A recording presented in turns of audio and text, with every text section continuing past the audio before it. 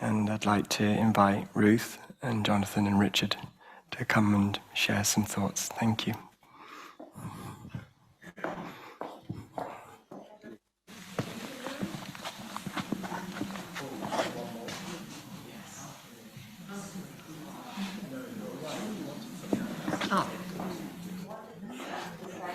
Yes. Yeah. Recognize the members who will come along. It's just helping to set the scene for what follows.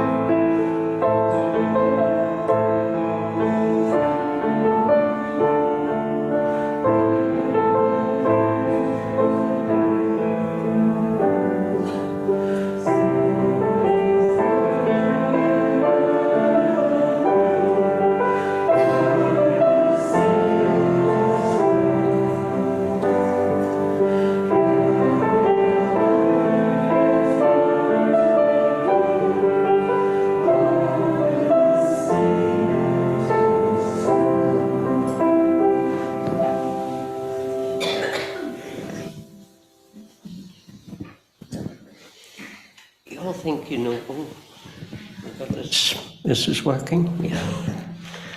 Yeah. You all think you know the story of this place, but there are stories and there's other stories. And one of the things is that instead of 3 people finding this place, it was actually 4.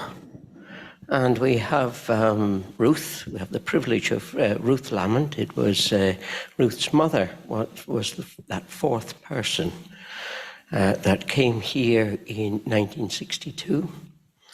And in a way, well, has been her choice really to be written out of the story, and that is partly because she had been living on Tiree in the Western Isles. She came from Skye.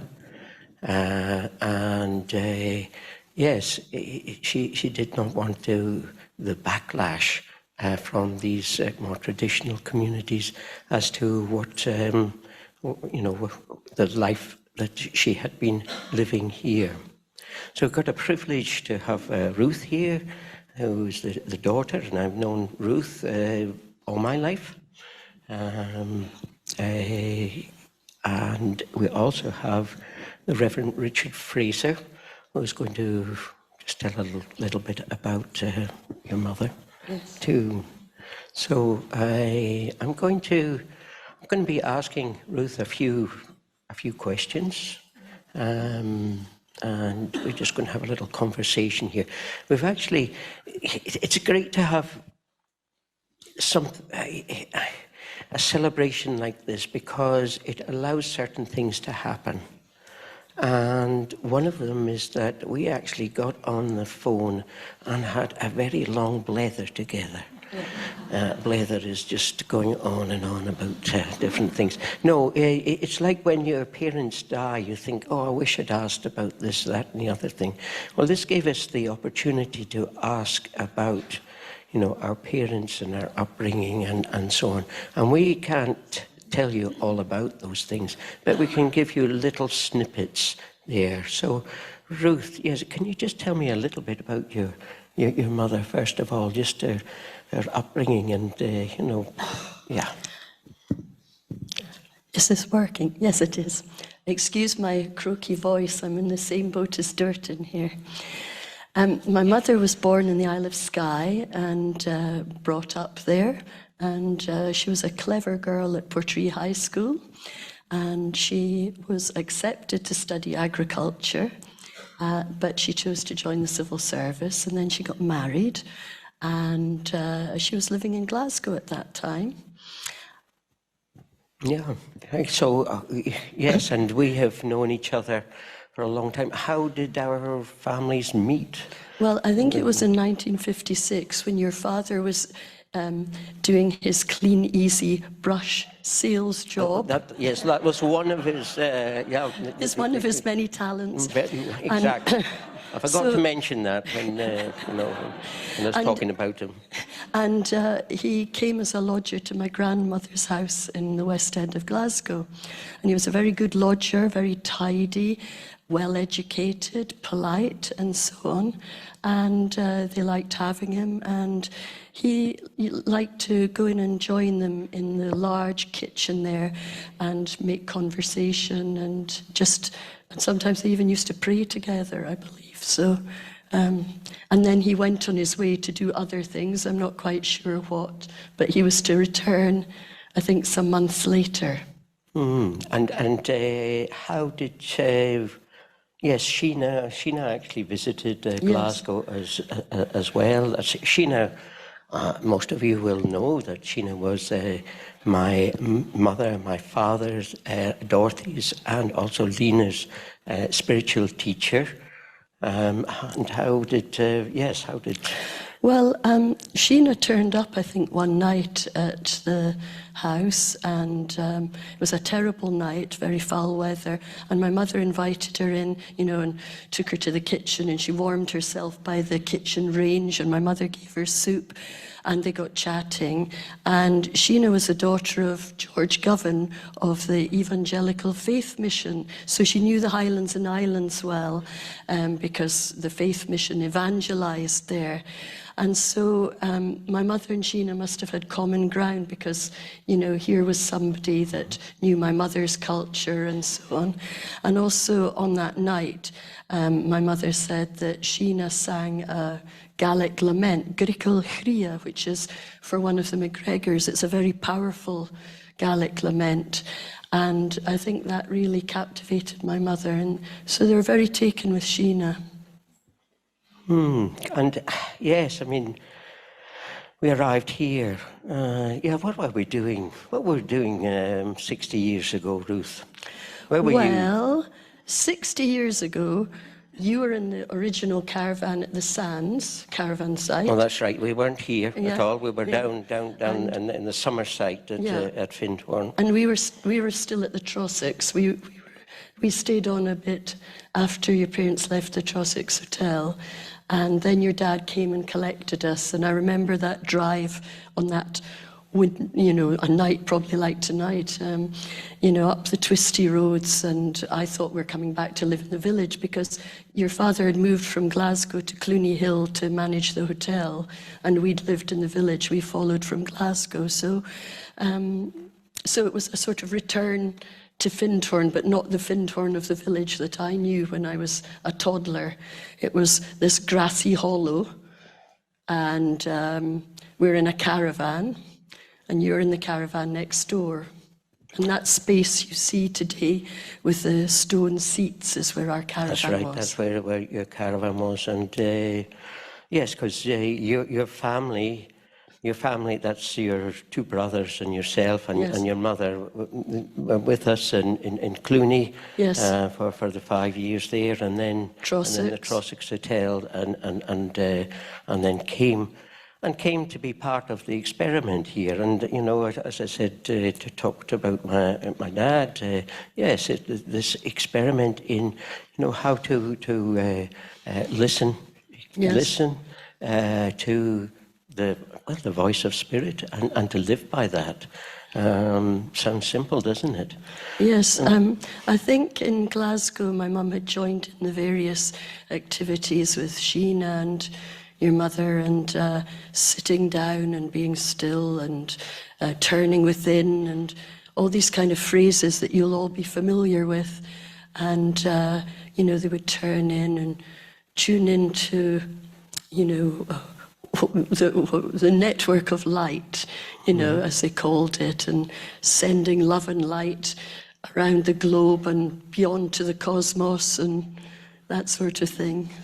Yeah, because we had that caravan up where the sanctuary was.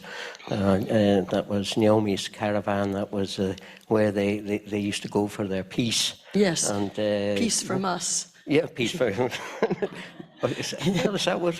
Well, maybe That was it the was. real reason. Maybe it was. Yes. But yes, where the globe was, there's these mysterious things that went on. Well, actually, it wasn't mysterious for us because it was just how we were Yes. being brought up. Yes, I heard Caroline Mace use the term the internet. The internet, yeah, and I right, thought the that internet. summed it up. We didn't have the internet, we didn't have phones.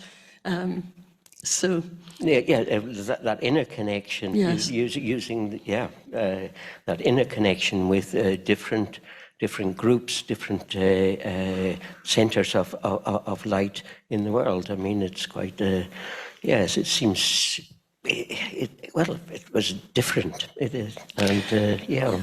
And in terms of, living in those conditions, I mean, there are plenty of other people in the caravan park living there in the same way, but, it was tough going, and when the going got tough, the tough got going.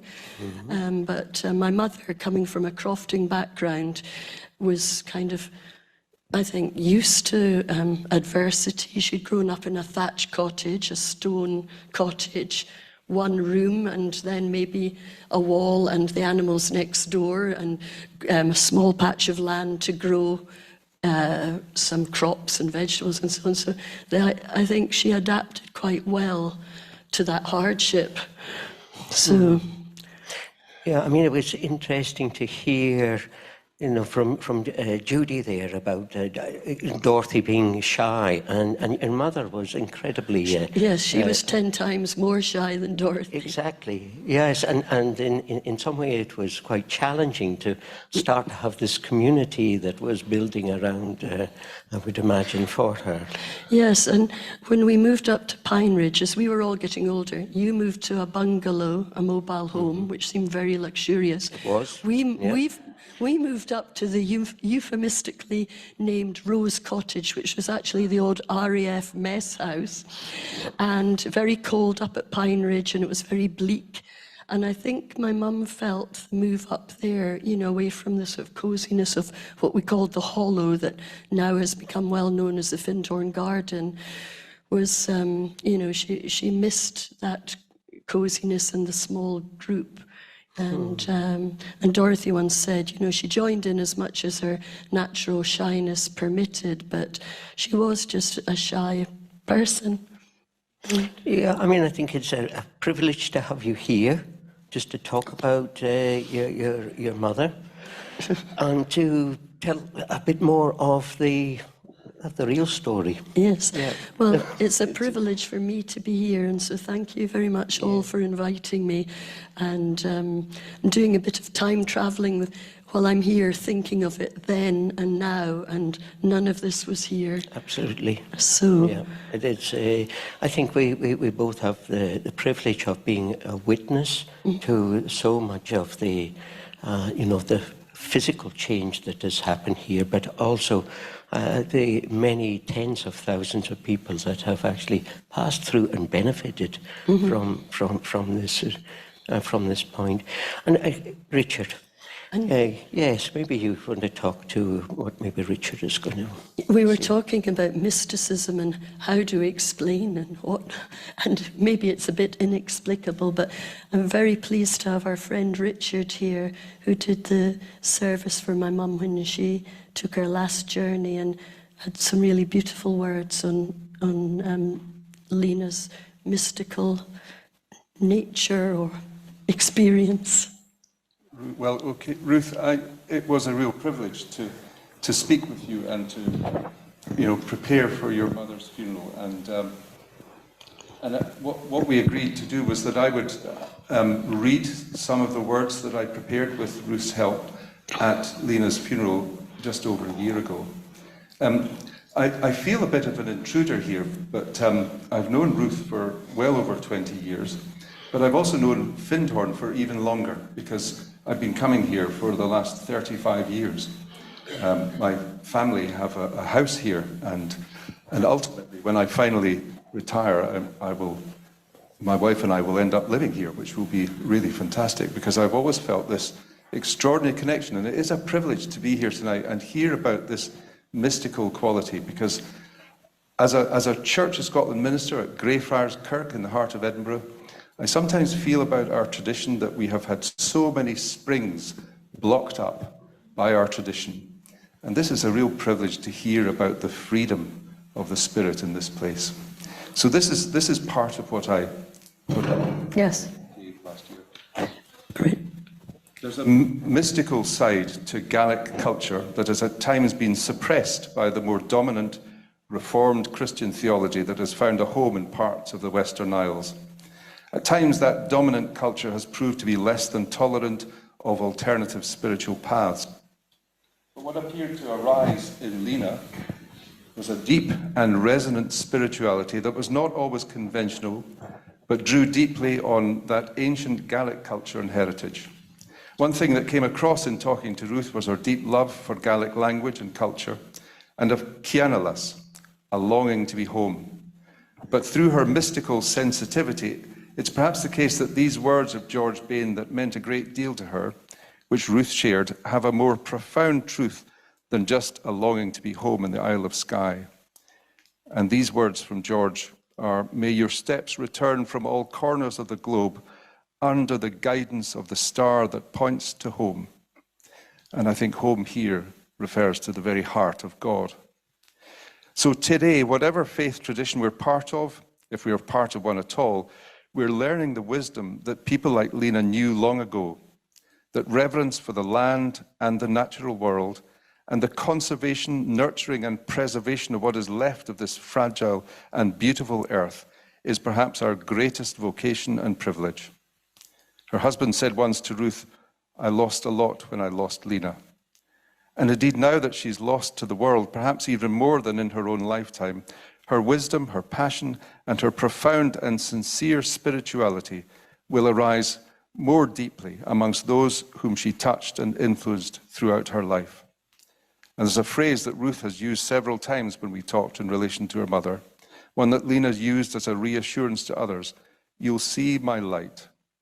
Perhaps more than ever in her passing, we will see her light still, as we revolve memories of those whom she touched in her life. And she has gone to that greater light, and we can only trust that she has been awoken to that mysterious light that lies beyond life. Thank you.